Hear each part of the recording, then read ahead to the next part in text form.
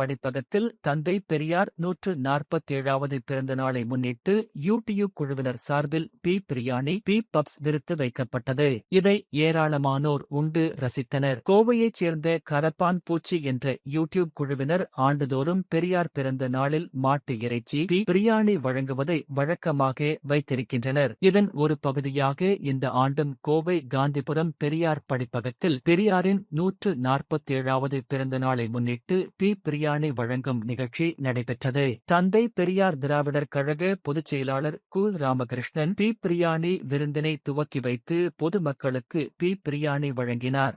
Biryani, gravy, puffs ஆகியவை பொதுமக்களுக்கும் இடதுசாரி முற்போக்கு அமைப்பினருக்கும் வழங்கப்பட்டது.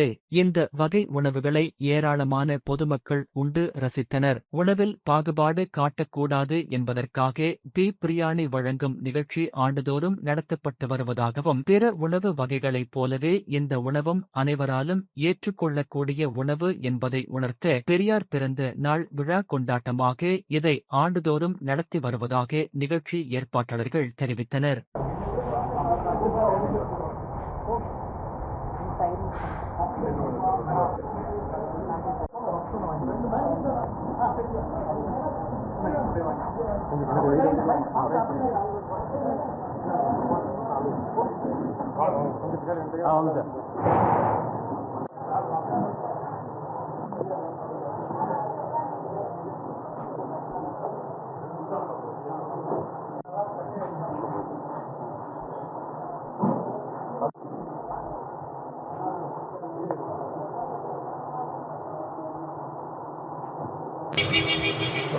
அறிவுலக ஆசான் தந்தை பெரியார் அவர்களின் பிறந்த நாளை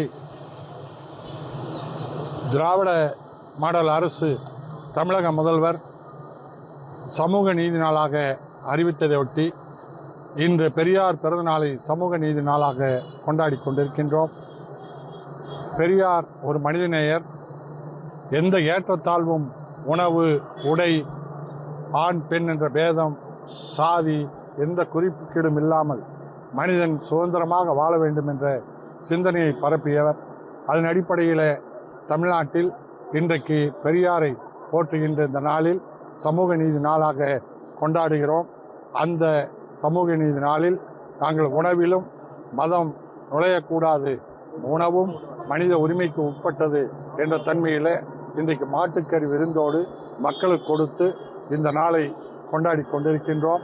மாலையில் சமூக நீதி நாளை ஒட்டி கருஞ்சட்டை பேரணியும் அனைத்து அமைப்புகளின் சார்பிலே நடைபெற இருக்கின்றோம்.